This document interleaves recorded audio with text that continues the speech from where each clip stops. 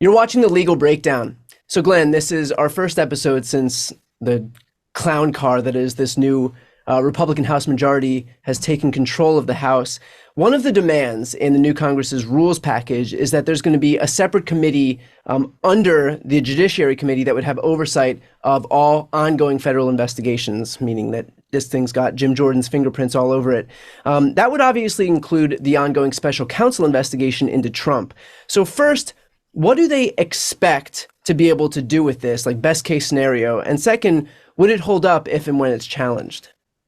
You know, Brian, this feels like what happens when you let insurrectionists frolic in Congress. You get all these sort of wild power grabs. And when I saw the reporting, it was today, I believe, by Kyle Cheney of Politico, it looks like there's going to be, they're trying to create a subcommittee that would fall under the Judiciary Committee, which is going to be headed up by Jim Jordan.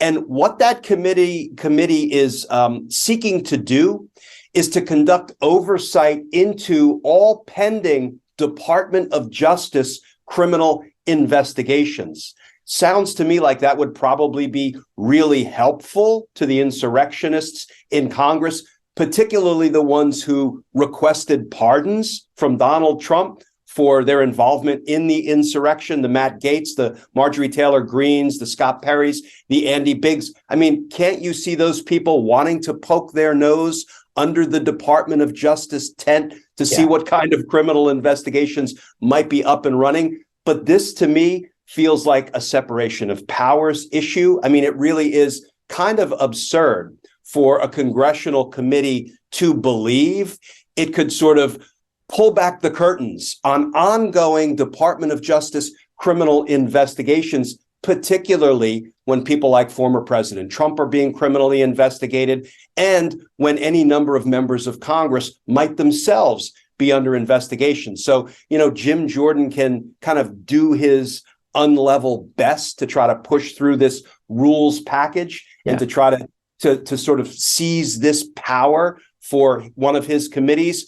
I have a feeling it will do nothing but inspire court battles, because I wouldn't expect the Department of Justice to comply with subpoenas from some select committee seeking to sort of unmask the evidence in its ongoing criminal investigations. This is one I think DOJ would take into court, would fight tooth and nail. And I have a feeling virtually every federal judge, even those appointed by Donald Trump, would likely rule in favor of the Department of Justice and preserve the integrity of ongoing criminal investigations. Is there anything that these House Republicans will be able to do to quash these ongoing investigations at all? Because you and I both know that they're going to try. Quash, no. Impede, possibly. Listen, they can float any number of bogus subpoenas. They can open any number of sort of investigations that are designed to sort of weaponize their subpoena power to try to slow the roll, so to speak, of DOJ criminal investigations. I don't think it will be that successful. I have a feeling it will be more annoying and more distracting to the Department of Justice, because they're going to have to fight these subpoenas. They're going to have to litigate whether they have to comply with these subpoenas. That will be a distraction. It will be a time suck. It will be a resource challenge. I don't happen to think it will derail the ongoing criminal investigations, particularly the ones being conducted by special counsel Jack Smith of Donald Trump's crimes.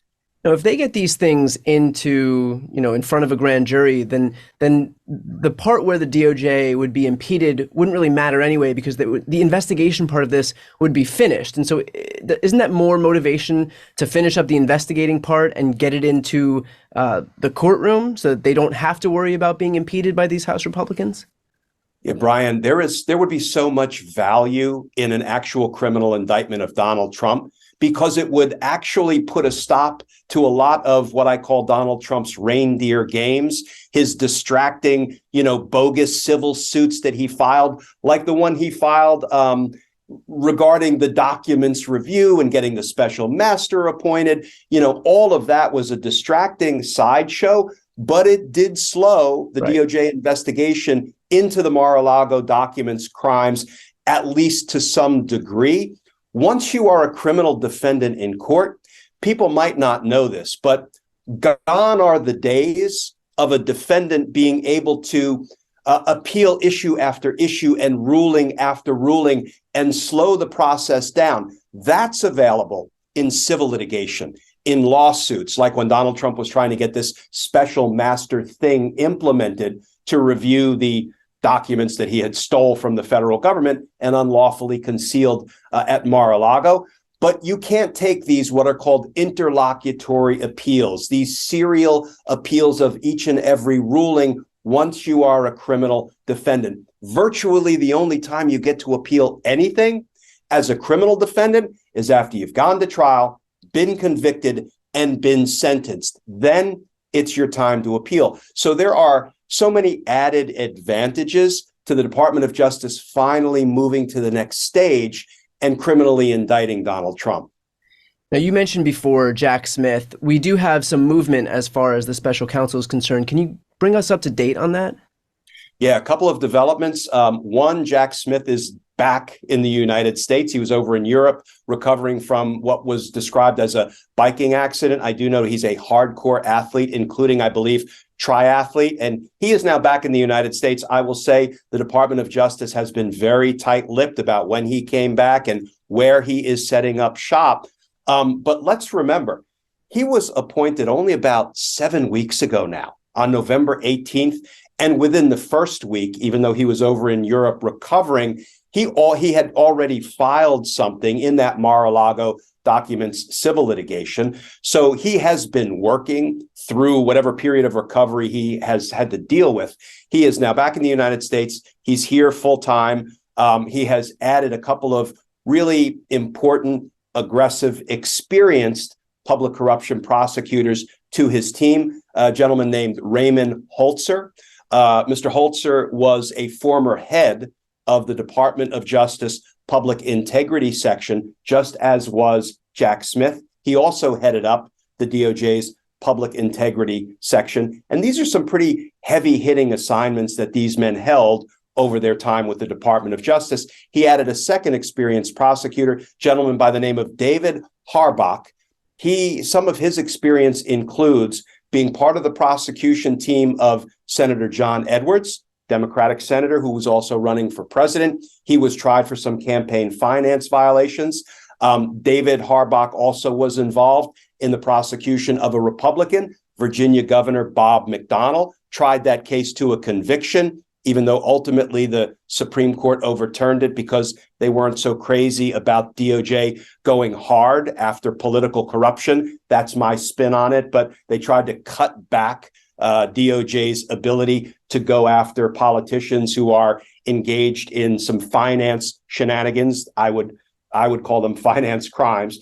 But in any event, these two experienced public corruption prosecutors have handled some of our nation's most challenging, politically charged cases. And here's what I love, Brian. They haven't won all the cases that they've brought. The reason I say I love that is because give me a prosecutor any day of the week who is willing to jump into court with a really difficult politically charged case where the outcome is uncertain and maybe they lose a case every now and then. That shows that they are brave enough, they're strong enough, they're determined enough to fight public corruption that they're willing to take the really hard cases to court. I don't think a case involving the crimes of Donald Trump will be all that difficult to prove once we get it into court. The hard part seems to be, having the prosecutors ready to bring that first criminal indictment. Now, is there a world in which Jack Smith adds public corruption prosecutors to his team if he's not heading toward indictment? Not this world. There may be a world in which that is the case, and I don't want to be flip about it because it could be that he brings in all of these experienced, hard-charging public corruption prosecutors, and they assess the case that has been amassed and that is continuing to be investigated, and they say, you know what, it's just not quite here. I will tell you, I never did anything but try cases for 30 years. I was unburdened by climbing the bureaucratic ladder of success at the Department of Justice. All I did was try cases. And when I assess the evidence, even the evidence that's only been publicly reported, this is not only a triable case. This is a case that I believe once it's brought, it will be proved to a jury's satisfaction beyond a reasonable doubt. That goes for both the Mar-a-Lago documents crimes case and the insurrection case. There is so much evidence. I think the only impediment, the only hurdle is for prosecutors to, finally decide, yes, we're going to be the first ones to bring criminal charges against a former president of the United States. Once the prosecutors are in court, I believe the presentation will be overwhelming on the evidence. Yeah. Just as a quick aside, was Jack Smith being out of the United States in any way a hindrance to this investigation, or is prosecuting remote work these days? I would say the only potential hindrance is he might not have been able to do things sort of live and in person. For example, if he wants to involve himself in grand jury presentations, that's not something that can be done remotely. Now, we've heard reporting during the last 7 weeks that there has been a steady stream of witnesses being presented to the federal grand jury in district court in Washington, D.C. So Jack Smith's team has been in place and they've been putting witnesses before the grand jury. To the extent Jack Smith might want to do some of that himself, you can't telecommute to the grand jury. But now that he's back here, I think, the pace may accelerate, and whatever he wants to personally be involved in, he'll get involved in. Okay, so let's finish off with this. Jack Smith has also issued subpoenas to state election officials regarding the fake elector scheme. Do you have any update on that? Yeah, there was an update that some Nevada election officials had talked about the fact that they had been subpoenaed, that they had provided documents, emails, letters, other evidence that was responsive to the subpoena. So it sounds like Jack Smith is casting a wide criminal net, a wide investigative net, because he is reportedly subpoenaing information from multiple battleground states investigating the fake elector scheme. So, it sounds like, and I hesitate to say this, Brian, because I feel like we suffer from hero fatigue sometimes after Bob Mueller and then Merrick Garland and now Jack Smith. Maybe the third time's a charm.